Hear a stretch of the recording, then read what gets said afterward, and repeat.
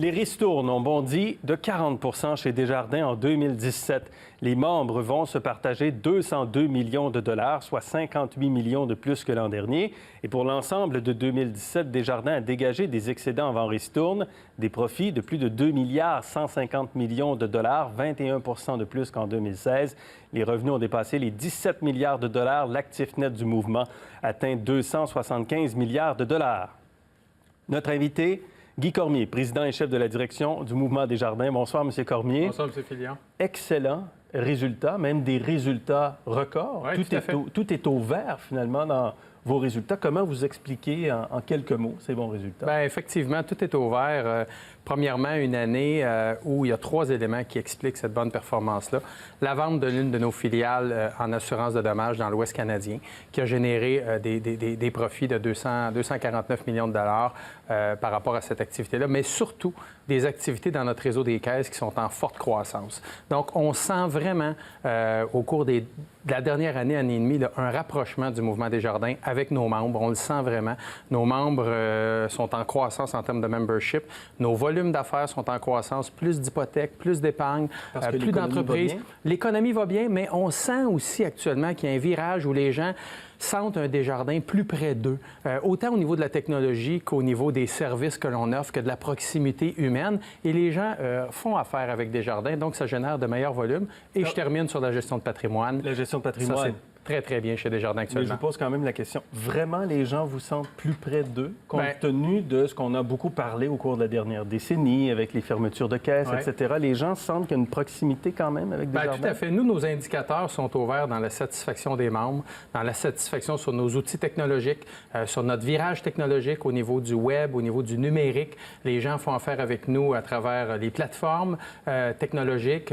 C'est plus simple de faire affaire avec Desjardins. Depuis le début janvier, vous êtes capable de faire votre renouvellement de police d'assurance directement sur votre mobile et vous avez un sinistre sur votre automobile. Vous prenez votre cellulaire, vous prenez vous-même la photo de votre sinistre, vous envoyez ça chez Desjardins, vous parlez à personne et on est en train de processer votre traitement au niveau de votre sinistre. Les gens trouvent que c'est de plus en plus simple de faire affaire avec nous. C'est vrai que ça, c'est plus simple, mais l'automatisation de la prise d'assurance ou de la prise d'hypothèque sans conseiller, par exemple, en inquiète plusieurs. Il y a beaucoup de conseillers, d'ailleurs, qui ont l'impression qu'ils vont devenir essentiellement des vendeurs et ne plus offrir de conseils. Bien, vous savez, moi, je ne partage pas cette préoccupation-là. À chaque fois qu'il y a du changement, rappelez-vous, il y a 30-40 ans, quand est arrivé les ordinateurs, quand est arrivé l'informatique, les gens étaient inquiets d'un paquet de mises à pied et les gens se disaient, il n'y aura plus tel métier, il n'y aura plus tel métier. Aujourd'hui, on est 30 ans plus tard, il y a plein de nouveaux métiers qui ont été créés. Chez Desjardins, aujourd'hui, on embauche 4000 personnes par année. On a besoin de gens dans le domaine des technologies, dans le domaine du marketing. On investit plus de 3 milliards au cours des 3 prochaines années dans notre virage numérique et dans nos projets. Ça, c'est des emplois concrets pour les gens. Vous êtes rendu à combien d'emplois? 45 000 employés chez Desjardins 45 000. Mais ça fait plusieurs années qu'on est autour de 45 000 employés? Oui, tout à fait. 45 000. Donc, il y a des départs à la retraite, puis il y a des embauches? Essentiellement, c'est ça. Il y avait 47 000 employés chez Desjardins. Avec la vente de Western Financial Group, on est tombé à 45 000 employés. Et comme je vous dis, c'est à peu près 4 000 employés par année qu'on doit embaucher, des départs à la retraite, de l'attrition naturelle. Alors, c'est des opportunités d'emploi chez nous.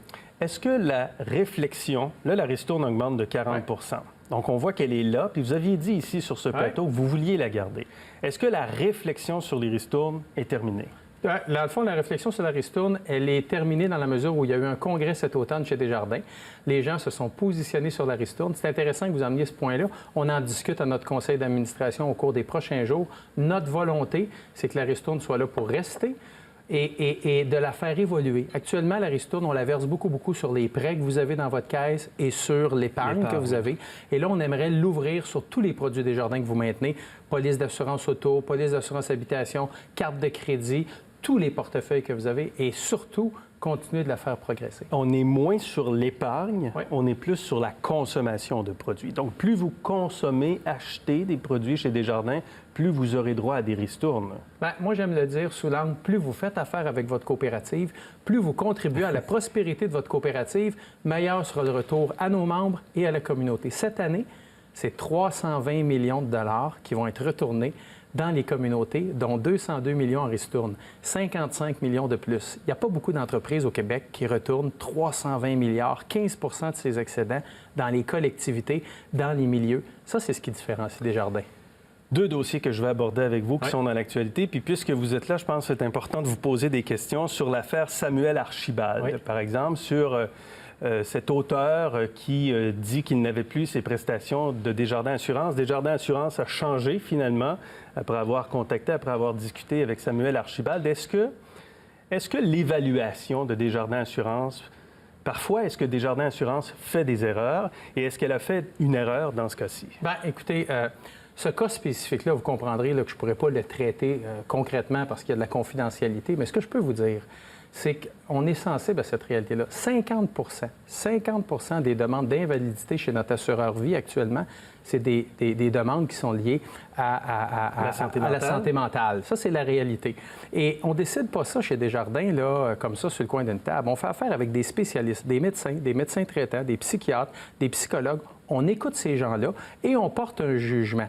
Est-ce qu'aujourd'hui, la santé mentale dans la société et chez Desjardins, dans le système de santé, on est aussi bon qu'on était il y a 10 ans? Moi, je pense qu'on est meilleur. Est-ce que dans 10 ans, on va être meilleur qu'on l'est aujourd'hui pour traiter ces cas-là? Je suis convaincu que oui. Quand l'avocate Sophie Mongeon, qui est une avocate spécialisée dans les dossiers d'invalidité, dit « ça prend un changement de philosophie, la pression est trop forte pour les malades ». Est-ce que vous êtes d'accord avec ça? Bien, moi, je pense qu'il faut profiter de l'expérience que l'on a vécue avec des cas comme ça. Comme l'on vit avec tous nos patients, chaque cas est révisé et si on peut s'améliorer puis faire les choses dans le meilleur intérêt de nos membres et de nos clients, notamment dans des cas comme ça, on va viser à s'améliorer tout simplement. Est-ce que ce n'est pas une pression médiatique ou des médias sociaux, dans ce cas-ci, qui vous a amené à changer la décision? Bien, vous savez, des demandes de révision, il y en a régulièrement. On a un ombudsman chez Desjardins, on a un service de plainte, il y a l'autorité des marchés financiers.